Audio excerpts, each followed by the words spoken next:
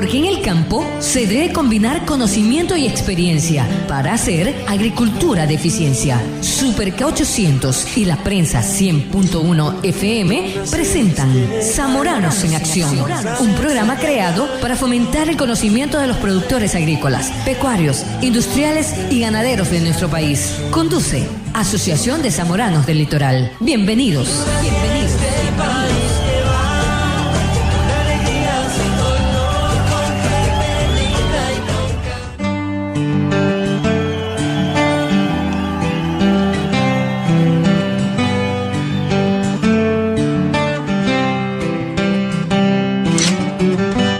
En este país. Amigos de Super K800 y Radio La Prensa 100.1 FM, buenos días. Los saluda Jorge Pazmiño Pérez de la Asociación de Zamoranos del Litoral. Bienvenidos a su programa Zamoranos en Acción. Este es el programa número 30 que estamos ya con ustedes y pues con un tema bastante interesante que conoceremos más adelante. Les recordamos que ahora nos encuentras en nuestras oficinas ubicadas en 9 de octubre y Esmeraldas, el edificio Finansur, piso 16, oficina 1. Allí es la Casa de los Zamoranos, donde también ponemos a su disposición una amplia sala de capacitaciones con capacidad para 30 personas que cuenta con aire acondicionado, proyector, pantalla gigante, mesas con interruptores para trabajar en sus computadores personales, además una oficina virtual que se alquila por día o por semana para sus reuniones de trabajo, con telefonía, internet, todos los servicios. Comunícate con nuestras oficinas si estás interesado al 046-054-112.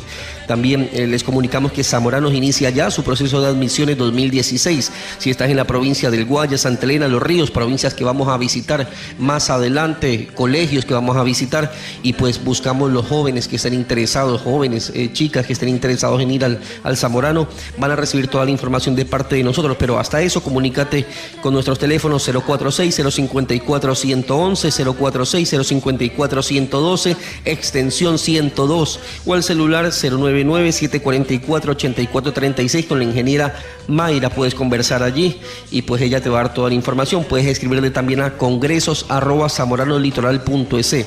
Recuerda, pronto empezarán estos exámenes de admisión y si deseas prepararte para ellos también te podemos ayudar, prepararlos a todos ustedes para que aprueben y puedan estar allí. Queremos darles la bienvenida también a todos los amigos que nos están escuchando. El día de hoy tenemos de nuestras redes sociales, hemos cogido personas que nos están siempre están interactuando con nosotros, como Paula Fernanda, como Liz Lynn, Flor Quispe, Fabián Cárdenas, Octubre Len Troya, Alexis Villasís, Daniel Forestieri, Rafael Quintana Vera, Roberto Toscano, Alexis Villasís, Mayra Mendoza, Elba Bonilla, Hugo Almeida, entre otros, personas que interactúan todas las semanas con nosotros. Muchísimas gracias por estar pendiente de todas nuestras publicaciones. Recuerda que podemos recibir tus comentarios y sugerencias en nuestro teléfono celular 099-784-0563 al 046-054-112, 046-054-111. También te puedes comunicar por el programa a comunicación@zamoranololitoral.es. También nos puedes seguir en nuestras redes sociales como Facebook, como Asociación de Zamoranos-Aple. En Twitter e Instagram estamos como Zamorano GC. También puedes ver este programa, escuchar este programa en la página web www.zamoranololitoral.es, donde encuentras todos los programas, y pues nos puedes escuchar en todo el mundo por la www.superk800.com. También recuerden, compañeros zamoranos, que los invitamos muy cordialmente al cóctel de inauguración por nuestras nuevas oficinas y bautizo de la sala de capacitación en homenaje al ingeniero Francisco Rodolfo Arámbulo Morán. Es este jueves 26 de mayo desde las 19 horas en nuestras oficinas en el edificio Finansur en 9 de octubre y Esmeraldas. Por favor, confirmar su asistencia. Recuerden, cóctel de inauguración de nuestras nuevas oficinas, pues en la 9 de octubre en el edificio Finansur, y el bautizo de la sala de capacitación en homenaje al ingeniero Francisco Arámbulo, un personaje que tuvo mucho que ver en la inauguración, en la creación de esta asociación. También hay un curso teórico y práctico de fuerza laboral y manejo de nómina. Los invitamos a este importante curso que vamos a hablar sobre contratos de trabajo, modelos de contrato de trabajo, qué debe contener un contrato de trabajo, las jornadas laborales, beneficios laborales, cálculo de 13º y 14º sueldo, control de pago mensual, solicitud de acumulación de utilidades, control de vacaciones del personal, retención de impuesto a la renta a trabajadores, terminación de relación laboral, entre otros temas. El visto bueno también. Pueden comunicarse al 046-054-112. Este curso inicia el lunes 13 de junio desde las 8:30 hasta las 6 de la tarde. El valor de la inversión es $135 más IVA. El lugar es el edificio Finansur, piso 16, oficina 1, y el instructor es el Máster Cristian Andrade, un importante curso que nos habían pedido ustedes y pues aquí ya lo tenemos. Queremos dar la bienvenida a todos los productores que nos escuchan, saludar a Darwin Moreno en controles, y es tiempo de conocer a nuestros auspiciantes. Mucho antes de que salga el sol. Zamoranos en Acción llega a ustedes gracias al gentil auspicio de Producargo S.A. y su producto Fertivin, Asociación de Zamoranos del Litoral y Ecoquímica La Mano Amiga. Hoy en Zamoranos en Acción, amigos, el día de hoy estamos con el ingeniero Javier Chong Lama, presidente de Corcom, con quien hablaremos de la actualidad arrocera del país, y otros importantes temas que ustedes nos habían solicitado, pero en este momento los dejo con nuestro primer espacio publicitario y retornamos con la entrevista de esta semana. Este país que sabe a caña y algo. Oiga, amigo, la paja blanca está terminando con mi arroz. ¿Qué hago? ¡Aura! Por eso le pregunto, ¿ahora qué hago? No, amigo, lo que le trato de explicar es que el herbicida Aura, el de control superior, es un post emergente para esa maleza más agresiva. Y solo con una fumigada y con bomba mochila, basta para que su cultivo de arroz crezca sin problema. Ah, ¿me puede repetir el nombre de ese herbicida? Aura. Aura más da como resultado más ganancias para el agricultor arrocero. Herbicida Aura, pídalo en nuestros almacenes distribuidores de todo el país. Es un producto importado y distribuido por Ecoquímica, La Mano Amiga. Yo nací en este país. Fertivin es el promotor de nutrición vegetal de última generación. Fertivin es un complejo de ácidos orgánicos lignosulfónicos de alta e inmediata asimilación para usos en nutrición foliar. También contamos con Fertivin PR, que es un promotor de raíces. Encuéntranos en Producargo S.A., kilómetro 7,5 vía Daule, o comunícate al teléfono 099-974-5723. Fertivin es vida. Yo nací en este país que va con alegría sin dolor. El tema de esta semana es presentado por cortesía de Producargo S.A. y su producto Fertivin. Nací en este país. Bueno, amigos, ya estamos en el tema de esta semana. Empezamos saludando primero al ingeniero Santiago Jaramillo, presidente de la Asociación de Zamoranos del Litoral. Ingeniero, buenos días y bienvenido. Buenos días, Jorge. Buenos días a toda nuestra radio escucha a nivel nacional que nos siguen todos los sábados en Superco 800 y la Prensa Sport en FM. Es un gusto y un placer una semana más con ustedes poder seguir tratando estos temas de tanta importancia para el país en este entorno crítico que está viviendo el país ahora, pero tenemos que seguir adelante. Siempre un mensaje de optimismo a la gente, siempre solidarios con lo que nos está pasando, pero vamos a seguir informando, vamos a seguir trabajando, vamos a seguir educando con los diferentes temas que tratamos semana a semana y que cada vez nos pide más la gente que aumentemos diferentes cultivos. Estamos tratando siempre de tener de invitados a la gente que está en la vanguardia de cada uno de los segmentos, que nos trae información fresca, que nos trae las innovaciones del momento, que nos trae la última tecnología, y vamos, como el día de hoy, a tener un nuevo tema importante. Así es, ingeniero, el programa se ha caracterizado justamente por tener temas de vanguardia, temas técnicos, temas también un poco científicos en economía y en cultivos, que veníamos ya tratando algunos temas como cacao, café, maíz, caña de azúcar, entre otros, y nos faltaba el cultivo del arroz. Por eso tenemos con nosotros el día de hoy al ingeniero Javier Chong Lama, el expresidente de Corcom, con quien hablaremos un poco de la actualidad arrocera. Ingeniero, buenos días y bienvenido. Buenos días, bueno, muchas gracias por la invitación. Ciertamente el sector arrocero es un sector importante dentro de la economía. Somos el producto básico de la canasta básica.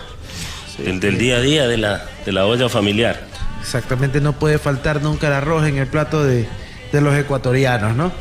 Qué bueno, Javier, bienvenido una vez más a este tu segmento, tu programa Zamoranos en Acción. Cuéntanos un poquito, Javier, la gente, cómo funciona, primero tu historia en el tema del arroz, que es un tema familiar, estás creo que toda tu vida incursionando en el tema del arroz, y cómo trabaja Corcom. Bueno, ciertamente me considero, y de hecho soy del grupo ya de los jóvenes arroceros, ¿no?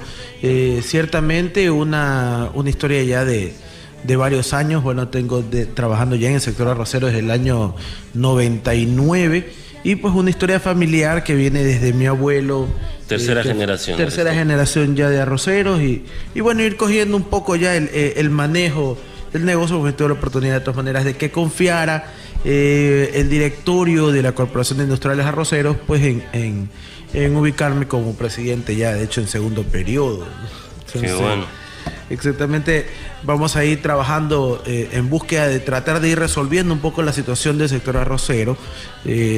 Tenemos como Corcom las principales plantas del país, somos 42 industrias, de las cuales tenemos el 50% del mercado interno y prácticamente el 90% del mercado de exportación. Hasta cuando hemos tenido las exportaciones, porque últimamente hemos tenido una afectación y dejamos de tener ese ingreso que obviamente le ha representado ingresos de divisa al país, ¿no? Pero todos sabemos lo que viene pasando en el campo, la productividad ha venido cayendo debido al cambio climático, que literalmente eso que siempre escuchábamos nos pasa factura. Bueno, entonces son facturas que se pagan con cheques del día a día en el sector arrocero, ¿no? Ya. En Corcom, para entrar después un poquito en los detalles de lo que hablaste de exportaciones, en este gremio, de acuerdo a tus 42 industriales, ¿qué servicios brinda Corcom a estos socios, a estos 42 industriales socios? Siempre es importante, sobre todo la coordinación de la información, de cómo avanza la tecnología, el poder compartir, de hecho, entre industriales, que nos permite analizar cómo va cambiando el producto, cómo va cambiando el entorno de negociaciones.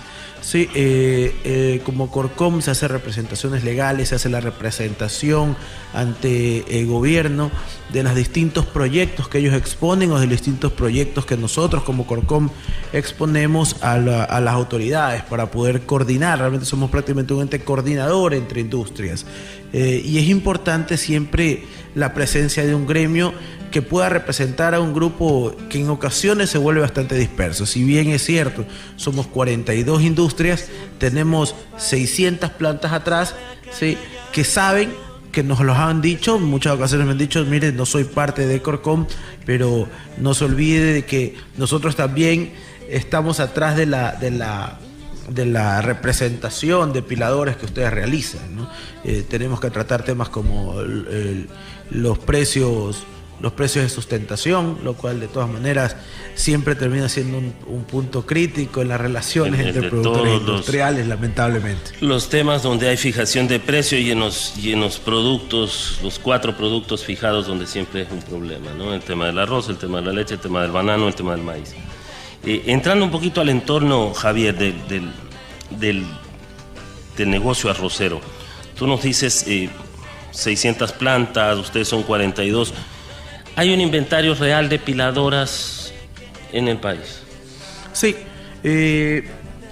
hasta el año 99, de hecho, había un inventario de 954 plantas, año 2000, 954 plantas. Hoy en día, si bien es cierto, las plantas continúan en el lugar, hay muchas que han dejado de operar o que han incrementado su estacionalidad de producción, y se ha ido concentrando en las plantas que todos podemos ver cuando transitamos las carreteras y en los sectores arroceros, ¿no?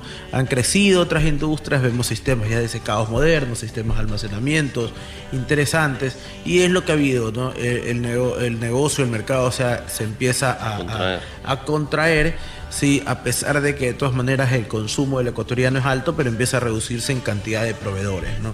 El tema de la tecnificación que se necesita, la tecnología que se necesita en cada una de nuestras plantas, ha llevado a que, bueno, estos cambios pasen y hoy en día hayan plantas que logran quebrar 5% a 7% de grano partido en su línea de producción y otros tengan 20%, ¿no? Entonces, ya esos márgenes...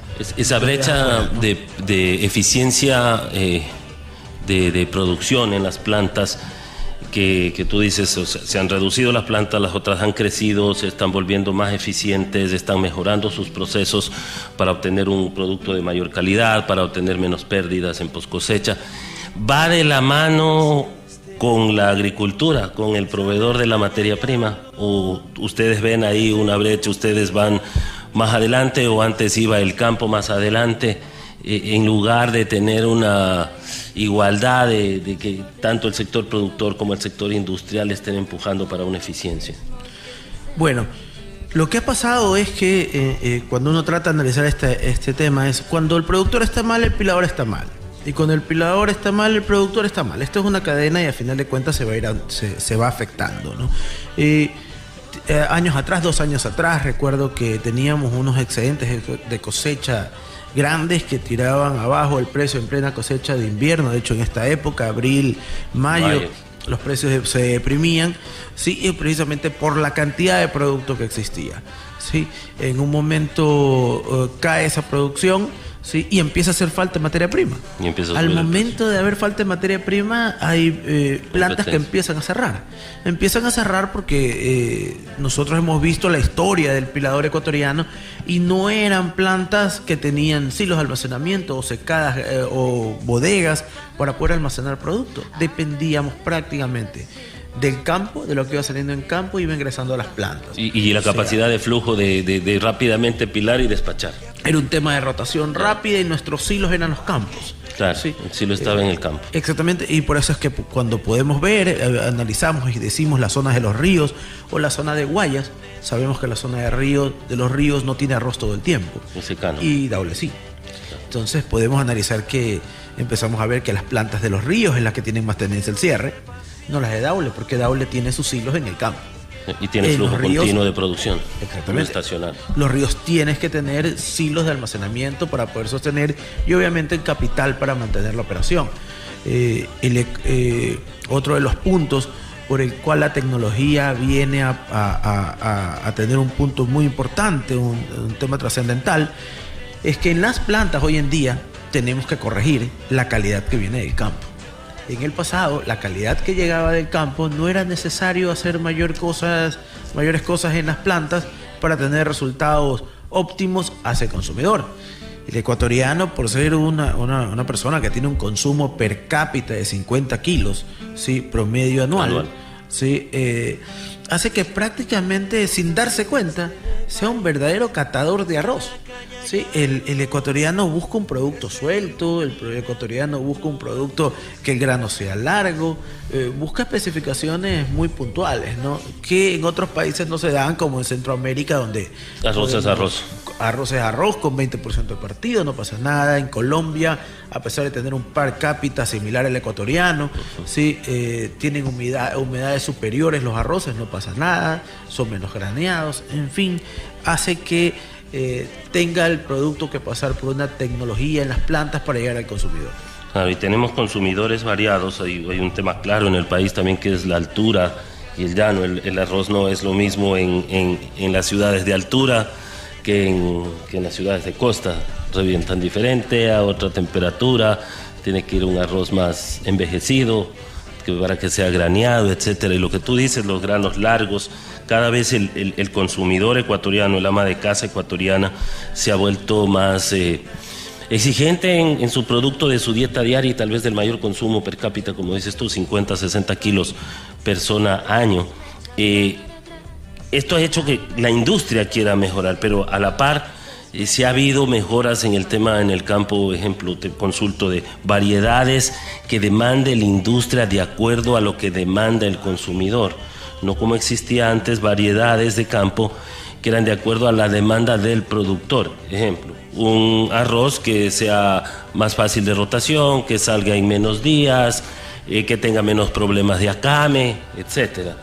Y luego, en cambio, el consumidor, ese arroz no era el que lo necesitaba. Entonces había variedades muy buenas. Me acuerdo los INIAP, el INIAP 12, por ejemplo, un grano muy bueno, pero se acamaba. Y luego Iván ha hecho un trabajo ahí interesante, creo yo, INIAP, ir mejorando los materiales de acuerdo a la demanda del consumidor y no del agricultor, que es al final el que compra. Y ustedes en el intermedio tratan de mejorarlo. Como dices tú, ahora les cuesta mucho más mejorar, porque seguramente la calidad en el campo ha disminuido. Eso es lo que nos tratas de indicar. Exactamente, sí. Es eso precisamente, al tener productos que llegan de campo con manchados negros o con mayor presencia de hongos, o tener niveles de impurezas hasta del 30%, aunque en esta cosecha lo que vamos viendo, un promedio tenemos entre 9 y 12% de impurezas o granos vanos. Todo esto tiene que ser separado al interior de las plantas, y si nos ponemos técnicos para los piladores, nuestras prelimpiezas logran separar hasta 2 o 3% de impurezas, ¿sí?, de niveles tradicionales que son de 4 y 5, pero cuando empezamos a recibir productos con el 9, con el 12%, la cantidad de impureza que empezamos a almacenar o meter a nuestra maquinaria nos hace reducir la eficiencia. Entonces, necesitamos tecnología, necesitamos tener, si nuestro consumidor empieza a ver que tiene una oferta de arroz de contrabando peruano con altísima calidad, ¿sí?, tenemos entonces que tener equipos de clasificación por gravedad, como son los equipos de clasificado de grano de partido, o los seleccionadores de color, que son muy costosos. Sí, tenemos que tener este tipo de tecnología para en algo asimilarnos a esa calidad del producto peruana, y es ahí donde sí empieza a hacer falta una mejor coordinación. Ciertamente siempre estamos en contacto con la gente del INIAP, pero nos hace falta tener mayor cantidad de semilla de una calidad apropiada, si no sencillamente vamos a perder el mercado, inclusive el mismo mercado ecuatoriano, que lo hemos empezado a perder compitiendo contra el contrabando peruano. La calidad del producto peruano es altísima, la calidad del producto ecuatoriano empieza a dejar mucho que desear para el consumidor, y obviamente eso nos hace perder mercado. Tenemos variedades que las desarrolla la empresa privada y que son envidiables realmente, ¿no? La misma línea de India con su FL11, que ha tenido muy buena acogida. Sin embargo, hay productos como línea 14 que no dejan de perder mercado. No dejan de perder mercado por la rentabilidad que tiene el productor. Sin embargo, el mercado, el consumidor final, las empieza a rechazar. Esa es la parte fundamental. Tiene que ir la semilla, la industria, de acuerdo a lo que está demandando el productor. Y el tema del arroz peruano, que conocemos, son altas productividades, espectaculares calidades de arroz, muchos materiales. Pero ¿cuánto ustedes han cuantificado que ingresa de arroz peruano al año de manera informal o contrabando? Bueno, hemos ido haciendo análisis, cruzando información, porque obviamente es contrabando y hay que medirlo, pero dentro de esas líneas complicadas porque no existen registros, ¿no? Pero en la información de 3 vías tenemos un cálculo aproximado de cerca de 64.000 toneladas que ingresan en el año. El año 2015 ingresó 64.000 toneladas, que la tenemos como un año récord. Eso significa una salida de divisas de 49 millones de dólares para el país. No podemos darnos el lujo de perder 49 millones de dólares. Más allá de eso, no solo que hemos perdido por contrabando este ingreso, sino que por el precio interno ecuatoriano, que es alto en comparación con los mercados internacionales, nos ha hecho perder los mercados de exportación hacia Colombia, que llegamos a tener hasta 160.000 toneladas dentro de nuestros históricos, y que al menos debiéramos recuperar el comercio de frontera, que es lo que es el sector de Nariño y Putumayo, que consumen alrededor de 60.000 toneladas año. ¿Sí? Entonces es importante que vayamos buscando. Pongámosle a nuestra audiencia en un contexto, ¿no? El país, ¿cuántas toneladas? De lo estimado también, porque no hay un dato exacto. Nosotros producimos ¿cuántas? 1.200 toneladas, 1.200.000 toneladas año. Exactamente, sí. Y de hecho terminamos consumiendo 660.000. Sí, estamos hablando en PADI, estamos hablando exacto, producción. Una cosa es producción PADI, que son ese 1.200.000 toneladas, ¿no es cierto? Así es. Eso hay que calcularle a arroz blanco. Y luego de eso tenemos un consumo de arroz blanco ¿de cuánto? 60.000 toneladas mes. Estamos sacando un promedio de 750.000 toneladas en arroz blanco. Sí, año. Sí, y un consumo de 660.000 toneladas. Eso es lo que tenemos proyectado para el año en curso. ¿Sí? De acuerdo a cómo se está moviendo el escenario, ¿no? Porque entonces, la complicación viene en la producción anual en blanco, ¿cuánto es? 750 nos consumimos 660.000, debemos tener un excedente de 100.000 exportables. Exportables, que es menos de los 160.000 que ya había. Exportables o al menos 60.000 exportables y 40 para iniciar. Siempre tenemos que tener un inventario país que está corrido dentro de las industrias y dentro de los canales de distribución. Sí, no podemos llegar el Estado mantiene una reserva estratégica de arroz acorde a lo que podría demandar la población. En un momento la tuvo, luego la ha tenido que ir reduciendo. Hay que ver que la capacidad de almacenamiento de ellos, si mal no recuerdo, hablaban de 75.000 toneladas, pero distribuible para maíz, para diferentes granos, diferentes productos. Recuerdo que a la última cifra que tenían almacenado llegaban a cerca como de 6.000 toneladas, 8.000 toneladas, no era mucho lo que ya tenían. No nos da ni para 10 días de... No son reservas que realmente puedan incidir en el mercado. Inciden tal vez de una manera parcial, como para tratar de regular alguna distorsión puntual, pero no es un tema de abastecimiento real. Pero ¿qué hubiera pasado? Y entramos un poquito al tema de qué pasó este año. Cuando inició, si ustedes van a ver qué medidas hicieron como industria, se venía un anuncio de un fenómeno del Niño que por suerte no se dio en la intensidad que se preveía. El fenómeno del Niño existió, es un evento natural, no se dio en la intensidad que se presentaba. Eso incidió en que la gente deje de sembrar, se sembró la misma cantidad, o que ustedes vean poner en riesgo sus inventarios, o tuvieron que sacar sus reservas. ¿Cómo fue el entorno en cuanto a eso? Bueno, habría que hacer una línea de tiempo, ¿no? Y empezamos a ver de que nos indicaban de que para octubre, noviembre llegaría el fenómeno del Niño. Así es. Sí, es difícil prever, al final de cuentas llegó el fenómeno del Niño y felizmente no nos golpeó. Eso obviamente incidió en que hubieran hectáreas que se dejaran de sembrar, sí, para lo que llegaría en esta cosecha de secano que estamos cosechando hoy en día. Lo que sucedió también fue de que con la noticia del fenómeno del Niño se empezaron a resembrar áreas que ya estaban enfocadas para maíz, que eran terrenos más altos, sí, que fueron alrededor de 30.000 hectáreas, lo que ayudaron a complementar parte de la reducción de los que dejaron de sembrar en la zona baja. Y lo que terminó ocurriendo fue que se movieron las fechas de cosecha. Empezamos a cosechar este año en la época de marzo, cuando precisamente en marzo las piladoras tienen una política de paralización porque mantenimiento normal y todo, porque no es la época de cosecha. No es la época de cosecha, y de hecho por eso se provoca una caída del precio ante una salida de cosecha inesperada y plantas en mantenimiento. Eran muy pocas las plantas recibiendo, ¿no? Entonces, sí, efectivamente, nosotros nos preparábamos para una importación que podía llegar a las 200.000 toneladas. Nos íbamos preparando y ya conversando con nuestros pares en otros países para poder tener el abastecimiento. En todo caso, de hecho, esta situación que hay que irla normando, que en el caso de que en el país existiera déficit en un momento, no debe de correr a través de canales informales de contrabando, sino a través de la formalidad de una importación, en el caso que se necesitara, siempre teniendo precaución en las fechas que se realicen o demás, ¿no?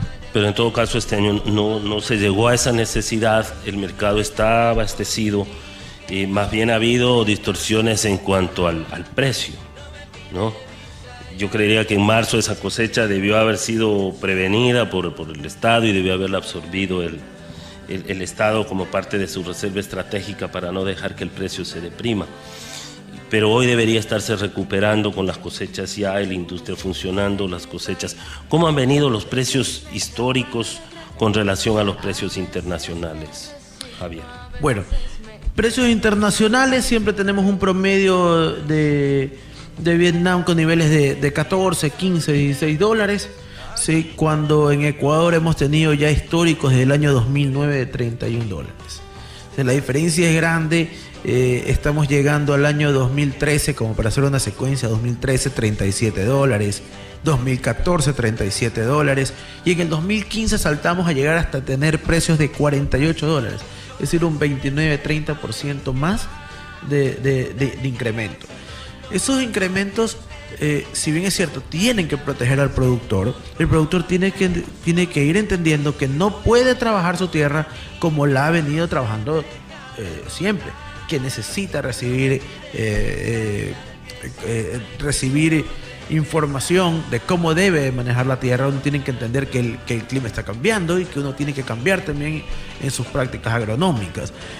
Hay que dejar de ver la siembra del arroz dentro de un escenario en ocasiones como de subsistencia. Sí, nada más, y empezar a verlo como negocio, ¿no?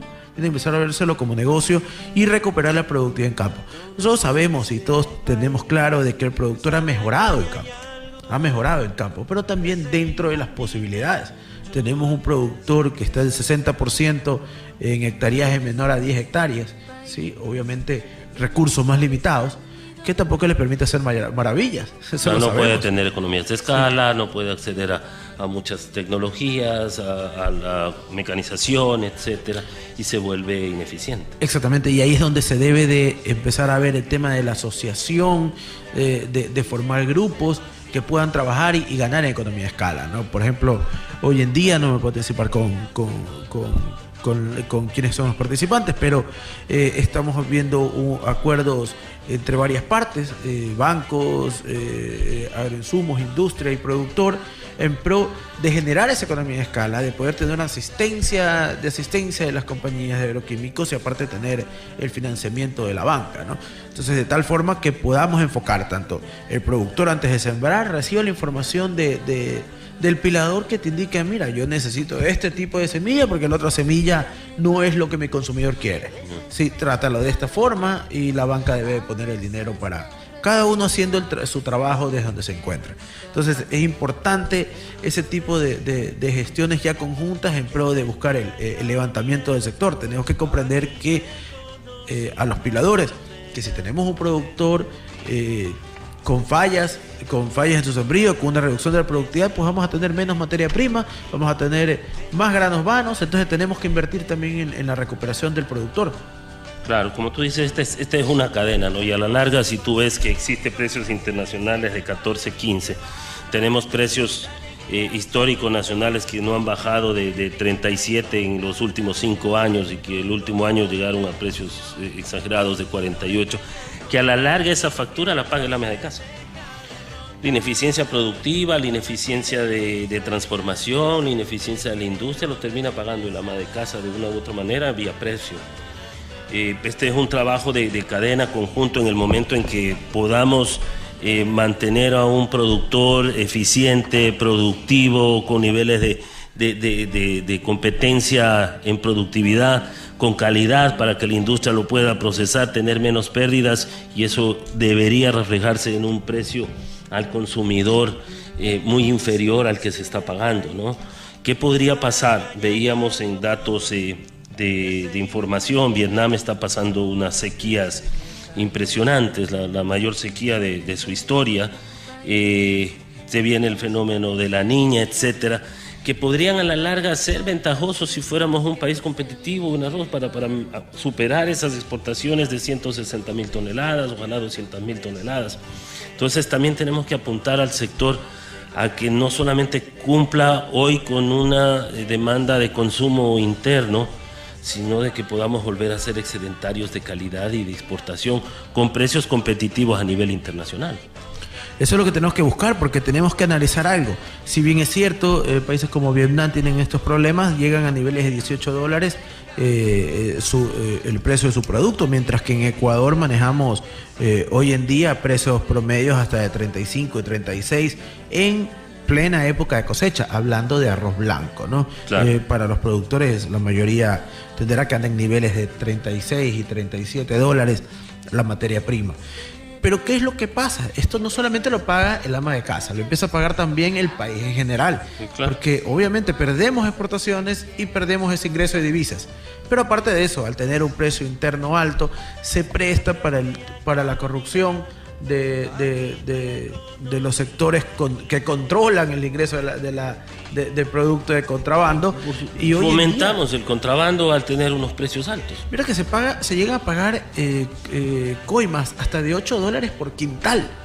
O sea, está la rentabilidad. Todavía alcanza para pagar una coima del 50% del valor de la Precio al materia año 2015, cierre el año 2015, inicios 2016, tenía Perú precios de $35. Precios de 35, perdón, de $28. Sí, le permitía pagar los $8 y todavía ser un precio más barato que el ecuatoriano. Sí. Entonces, como lo hemos conversado en varias mesas con los productores, con las autoridades, ciertamente las autoridades tienen que ser muy fuertes en el control del contrabando, pero también es la esencia de volver a una productividad tipo, como la que siempre se ha manejado en Ecuador, en pro de que se autobloquee la frontera con los precios internos. Podemos tener un precio similar al peruano o ligeramente arriba del peruano, sí, pero de tal forma que no permite ese incentivo tan grande para que puedan ingresar no saquitos en buses como en ocasiones se piensa, que ingresan 5 sacos en buses, 2 sacos en buses. Entran camiones. No, entran trailers. Entran camiones. Entran trailers. Entran un promedio de 8 trailers día. ¿Sí? Entonces, y se ve transitar en las carreteras de manera tranquila. De hecho, teníamos un sistema que se llamaba el Compa, que fue un sistema que sencillamente en inicio funcionó, que eran permisos de movilización de productos desde los sectores de frontera hacia el centro hacia el centro del país. Ok, pero como todo, se terminó estructurando la forma de cómo evadirlo y de hecho terminó legalizando el contrabando. Sí, bueno, ese documento ya se echó abajo, de hecho por las mismas autoridades, luego de revisar la efectividad que estaba teniendo o las falencias que estaba teniendo, y ahora hay que buscar un nuevo antibiótico para... Y hay que entender que el contrabando no es porque hace falta materia prima local, es simplemente por una distorsión de precio. El contrabando ingresan, esas 65,000 toneladas ingresan al país porque es negocio ponerlos acá, no porque haga falta arroz en el país. Así es, empieza a desplazar el producto ecuatoriano y empieza a colocar en la mesa de nosotros un producto peruano. Sí, porque mucha gente decía, no, es que entra del Perú porque no hay en el Ecuador. Mentira, aquí estamos viendo las cifras, nosotros somos autosuficientes en producción de arroz, tenemos hasta niveles de excedentes. Cuando ingresan ese 10% de la producción está entrando de contrabando, es básicamente por este incentivo de precios que tienen para contrabandear, porque al tener una diferencia tan grande entre el precio del Perú y el precio local del Ecuador, se presta para poder alcanzar a coimar gente y ganar dinero. Y sentémonos a pensar en qué podría pasar en los siguientes años. Y vemos, y esto es un tema que tenemos que comprender todos. Vivimos un mundo de globalización. ¿Sí? Y aunque nosotros estemos en nuestras haciendas, ¿sí?, o en nuestras fincas, ¿sí?, a horas de la ciudad, no podemos pensar de que no nos va a llegar la globalización, que no nos va a afectar o no nos va a beneficiar en un momento. ¿Sí? Muchos me dicen, no, ¿sabe qué, ingeniero? Olvídese de los mercados internacionales, no nos diga nada de Colombia, no nos diga de Perú, ni de Vietnam, ni de nadie. ¿Sí? Aquí el precio es el ecuatoriano y aquí solamente van del precio ecuatoriano. No, miren, Colombia es un país que tiene 350,000 a 450,000 toneladas de déficit. Así es, de déficit, pero es un país con TLC y que continúa ingresando productos de Estados Unidos. Y que antes del TLC era nuestro cliente número 1 de arroz. Y hoy en día nos quitó el cliente. Nos quitaron el cliente. Nos quitó el cliente. Hoy en día Colombia al año pasado ingresaba 99,000 toneladas, me parece aproximadamente, del acuerdo del Tratado de Libre Comercio. Entraron 110,000 toneladas a Colombia. 110,000. Entonces, es precisamente ese cupo que enviaba Ecuador hacia Colombia, el que hoy no lo tenemos. perdimos de esta forma. Lo envía a Estados Unidos. ¿A precio de cuánto? De $20. Hoy en día Colombia busca un acuerdo con Uruguay, ¿sí?, y llega a un acuerdo de abastecimiento de 200,000 toneladas de arroz blanco, ¿sí?, ahora desde Uruguay. ¿Sí? Estamos perdiendo el mercado si nos ponemos a analizar. Pero ¿qué pasaría mañana? donde Colombia empieza a importar producto de $20 y cruza la barrera de compra de su déficit de 450.000 y empieza a importar 600.000. ¿A dónde van esas 150.000? Ecuador. Acá pues van a volver a entrar igual. Pues. Entonces, ahí es donde tenemos que pensar y decir, a ver, ¿vamos a poder vivir con este precio interno demasiado elevado? ¿O es que nos va a afectar en un momento Colombia, el país al cual exportábamos? Perú es un país que tiene 250.000 toneladas de déficit. Y dirán, bueno, ¿y entonces por qué viene arroz desde Perú? Sencillo. Perú es un país muy largo, con su zona arrocera enfocada en el norte. Cercano a Ecuador. Me queda más caro llevarla hasta el sur. El producto que importan ellos lo traen desde Asia, lo llevan hacia Lima, que queda muy muy lejos de las zonas arroceras, ¿sí? Y al peruano le resulta más barato mandar el producto a Ecuador, usar combustible ecuatoriano sin subsidio, aunque hoy en día, bueno, ha bajado el precio del petróleo, pero de todas maneras es más económico, y trasladar su producto hasta los sectores ecuatorianos. Sencillo. ¿En cuánto cuantificamos nosotros? En 64.000 toneladas de contrabando. Conversando con la embajada norteamericana, ellos lo cuantifican en 100.000 toneladas, al igual que los peruanos. Eso significa, cuando nos sentamos con ellos y evaluamos, que a través de las carreteras ecuatorianas se quedan 60 y continúan 40 directamente hacia Colombia. Hasta Colombia, así es. Pasa por los territorios ecuatorianos con autorización y demás, producto peruano hacia Colombia, y parte de ello se filtra y se queda en Ecuador. Ahora, en ese entorno, mira que es tan difícil y por eso esta cadena tan importante tiene que globalizarse, como dices tú. Mal haríamos en subir la productividad si no vamos a tener quien nos compre, ¿no? Porque si Colombia va a tener arroz barato por su TLC, Perú tiene arroz barato por su productividad y por sus importaciones. El Ecuador, ¿qué pasa si mañana producimos más de esas 700.000 toneladas de arroz blanco? ¿A quién le vendemos? Bueno, lo que pasa es que con el momento que nosotros incrementamos productividad, va a bajar el costo unitario que tiene el valor para nosotros como productores, ¿sí? Entonces podremos bajar el precio y seguir teniendo la misma rentabilidad. Ojo, el tema es en que bajen nuestros costos por un incremento de productividad, que no tengamos niveles de 30 sacas por hectárea, ¿sí? Sino que lleguemos a niveles de 50 o 60 sacas por hectárea, donde nuestro costo se reduce fuertemente y podamos vender, no a precios como Estados Unidos de $20, no importa, pero podemos vender a precios de $26 en un momento, $28 en un momento. Y con calidad.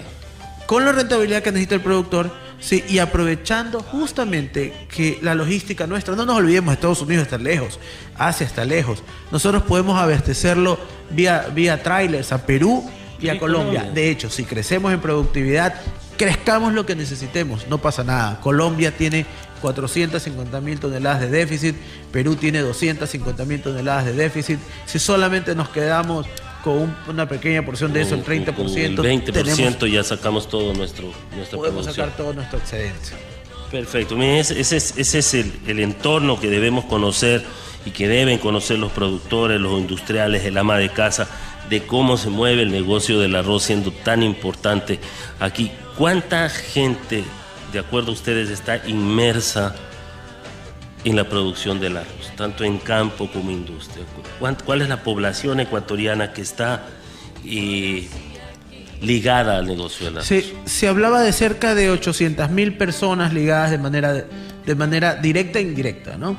A todo lo que es el sector arrocero, ¿no? Piladoras, empleados de las haciendas, sí, servicios agroquímicos y todos los relacionados con el negocio. Imagínate, 800.000 personas dependen del negocio del arroz. Es una cifra importante, y más que todo el consumo, como hemos visto, tan importante en la mesa diaria de los ecuatorianos, ¿no?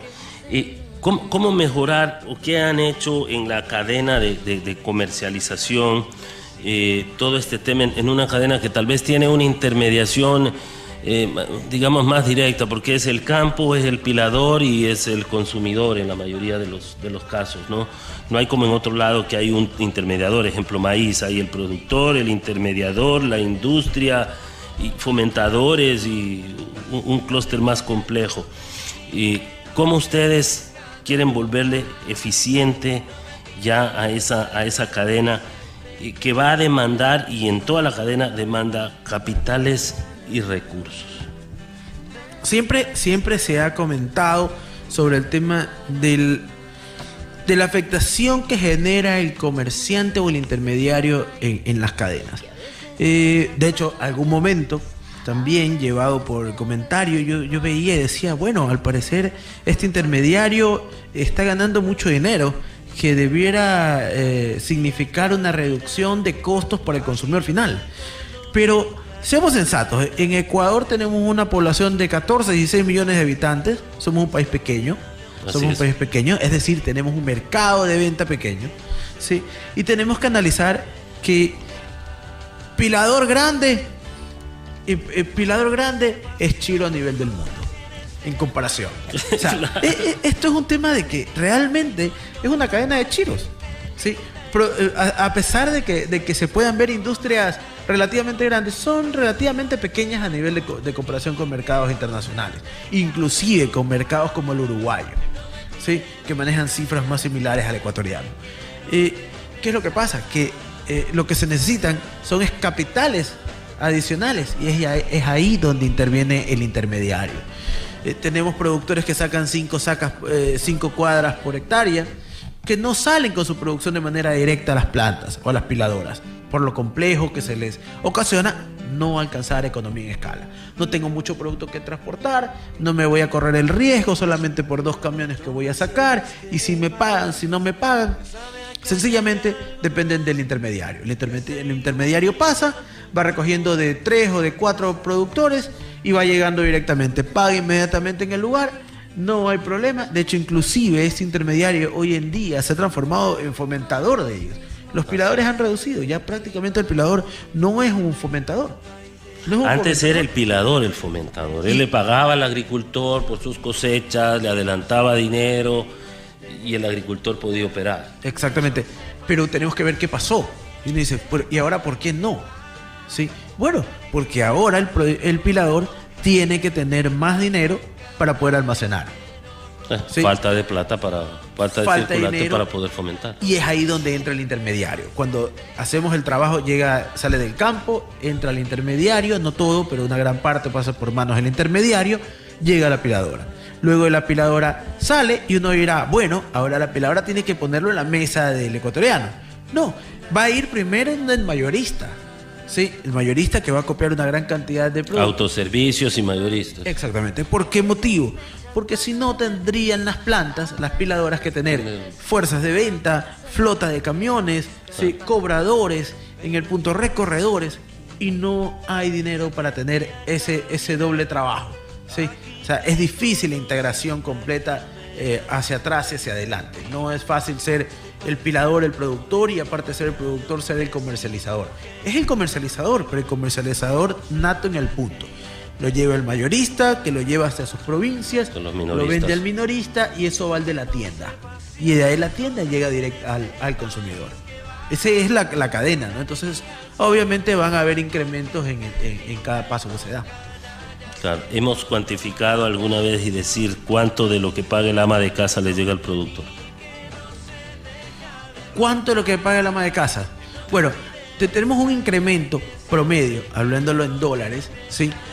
Desde las piladoras, desde la piladora, yeah, hasta el valor de tienda cuando se vende el libreado, ¿sí? Sí, libra. Olvidémonos del tema del mayorista. Va y compra en libra. El de la libra. Deme, sí, una libra para el almuerzo. Un promedio de unos $6, $6, $7 en quintal, o 7 centavos por libra aproximadamente, entre el pilador y lo que paga ya el consumidor.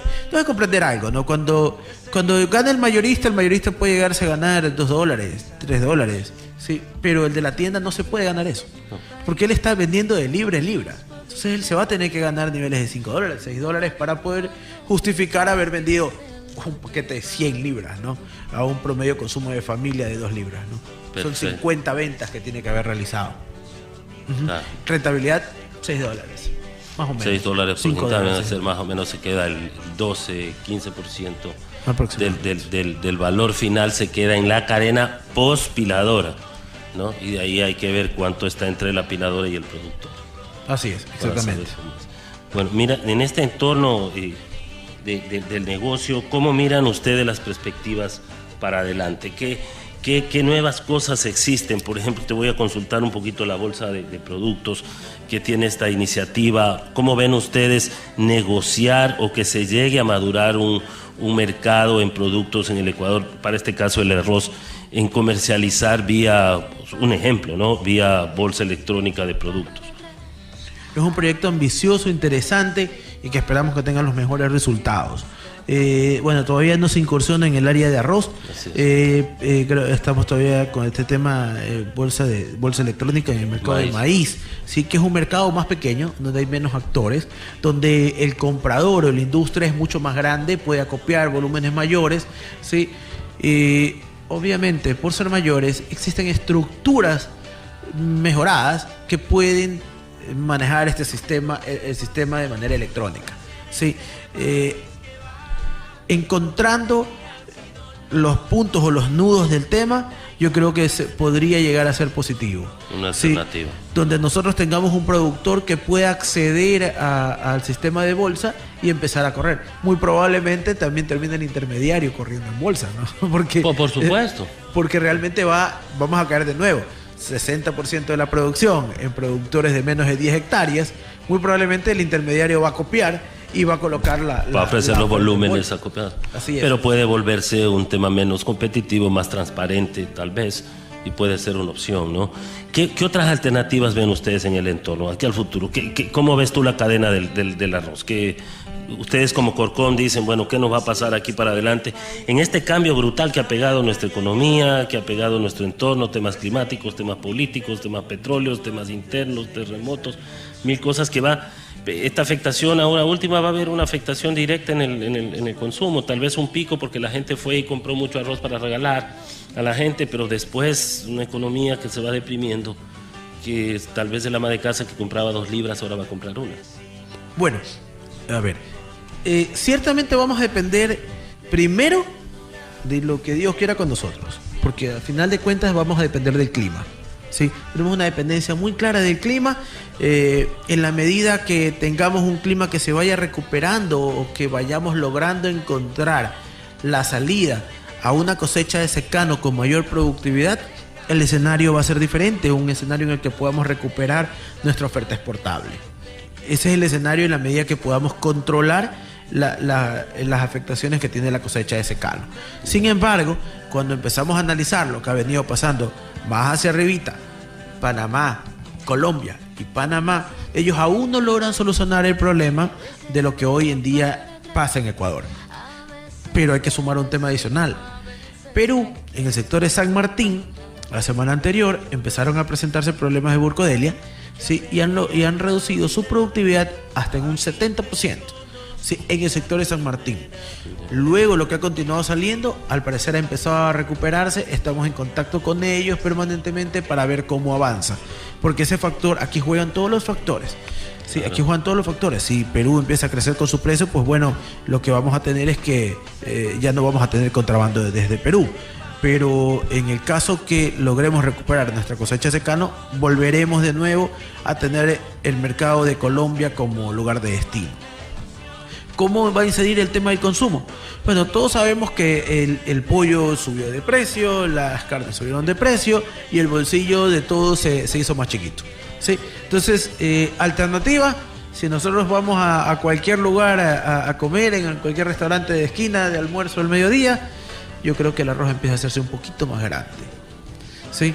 ¿Por qué? Tenemos que llenarnos. Puede ser una opción, sí. Sí, entonces normalmente cuando las economías tienen tendencia a crecer o a mejorar el ingreso, las proteínas suben, los carbohidratos bajan. Sí, cuando va a la inversa, el carbohidrato sube y la proteína baja. Habló en proporciones en el plato, ¿no? Y bueno, la verdad es que no hay ecuatoriano que no le guste el arroz, ¿no? Entonces, tal vez es fácil engañar al comensal que empiezo a poner un poquito más de arroz y empiezo a bajar un poco la porción de proteína, ¿no? Y a poner un poquito más de juguito y por ahí se va cuadrando, ¿no? Qué bueno. Bueno, hemos visto y una vez más un entorno con la experiencia de Javier en su tercera generación de familia, conocedores del entorno del arroz, estas perspectivas tan interesantes. Hemos conocido de primera mano tal vez el entorno global que no lo sabe el agricultor directamente, que no lo sabe muchas de las personas. ¿Cuál sería el mensaje final de parte de Javier como Corcom a los productores arroceros y al agricultor del país? Al productor, que no se olvide que tenemos que dejar atrás el revanchismo que existía, porque cada vez se reduce el revanchismo que existía entre productor y pilador. Sí, hoy en día tenemos que vernos como uno solo, y se los puedo decir a experiencia de nuestros piladores, que la afectación que tú en campo tienes como productor, la sentimos nosotros también como piladores. Te invito a ver justamente que puedas ver que hay plantas que han ido cerrando, y es precisamente porque a ti como productor también te ha ido mal, ¿sí? Y nos ha afectado de manera conjunta, ¿sí? Al pilador, al productor, que de hecho no se olvide de que esto es un negocio, que tenemos que ver y tratar la tierra de la mejor forma, verla a detalle, cómo cambio mis prácticas de siempre para poder tener un resultado diferente. Sí, el clima cambió, el terreno se comporta diferente, nosotros también tenemos que comportarnos diferente para tener el resultado que esperamos. El pilador, pues bueno, no nos olvidemos que la inversión no puede parar. Dentro de las posibilidades y la reducción de créditos no puede parar, porque la tecnología, si no la aplicas hoy o no inviertes hoy en tecnología, pues mañana sencillamente tu competidor sí está invirtiendo y te vas a encontrar un momento en el que tienes una diferencia tal que el mercado te ha dejado de lado, ¿no? Trabajemos juntos, no nos olvidemos de trabajar juntos. No podemos hacer las cosas como siempre, tenemos que hacer las cosas diferentes para tener resultados positivos. Bueno, muchísimas gracias, Javier, una vez más. Gracias a ustedes por escucharnos. Siempre tan buenas entrevistas. Vamos a seguir en este plano y vemos que siempre se repite el mismo factor: conocimiento, más innovación es lo que nos tiene que llevar al éxito, productividad, cambiar nuestros entornos. Tenemos que dar un giro, más ahora tenemos que cambiar en los sistemas de producción. El Ecuador tiene que dar una vuelta a su productividad, a sus nuevas tecnologías, y estamos seguros que vamos a salir adelante. Nos vamos a un corte comercial. No me pide visa y al que siempre quiero regresar. Yo nací en este país. Fertivin es el promotor de nutrición vegetal de última generación. Fertivin es un complejo de ácidos orgánicos lignosulfónicos de alta e inmediata asimilación para usos en nutrición foliar. También contamos con Fertivin PR, que es un promotor de raíces. Encuéntranos en Producargo S.A., kilómetro 7,5 vía Daule, o comunícate al teléfono 099-974-5723. Fertivin es vida. Yo nací en este país que va con alegría sin dolor. ¡Hola, compadre Viterbo! ¡Pero qué linda está su propiedad, compadre! Toda esa plantación verdecita. Oiga, compadre, ¿y cómo lo hace? Fácil, compadrito. Yo ando tecnificado, pues, desde que me compré mi avioneta Nuvola. Todo ha cambiado en mi propiedad. Lindo que suena, compadre. Parece una avioneta. Amigo agricultor, usted tiene que conocer la nueva bomba de fumigar Nuvola M1200, original italiana. Potente motor de 5 caballos de fuerza, enfriado por aire, que garantiza más de 8 horas diarias de trabajo sin recalentarse. Alcanza 18 metros horizontal y 16 vertical, más liviana y confortable por su diseño ergonómico. Controles en el mango para regulación de salida y aceleración manual o automática. Y lo mejor, no se oxida, porque viene en bastidor de aluminio. Da Italia per Ecuadore, la bomba di disinfettare Nuvola, la loro migliore lezione per le fattorie, mio fratello. Importada y distribuida por Ecuaquímica. Productos de calidad verdaderamente confiables. Ecuaquímica, la mano amiga. Yo nací en este país. Bueno amigos, tuvimos una importante entrevista con el ingeniero Javier Chonlama, presidente de Corcom, y con el ingeniero Santiago Jaramillo, temas definitivamente muy interesantes en el sector arrocero, pues el sector no solamente de cultivos, producción, sino también de la industrialización del arroz. Es todo por el día de hoy amigos, la verdad que el tiempo nos ha quedado bastante corto y pues sigan pendientes de estos programas que siempre traemos información técnica muy interesante para ustedes. Conmigo es todo por el día de hoy, si Dios quiere nos escuchamos la próxima semana. Llenos de pasión, yo nací en este país. Super K800 y la prensa 100.1 FM presentó Zamoranos en Acción, un programa creado para fomentar el conocimiento de los productores agrícolas, pecuarios, industriales y ganaderos de nuestro país, bajo la conducción y dirección de la Asociación de Zamoranos del Litoral. Zamoranamente, les deseamos una gran semana. Este país.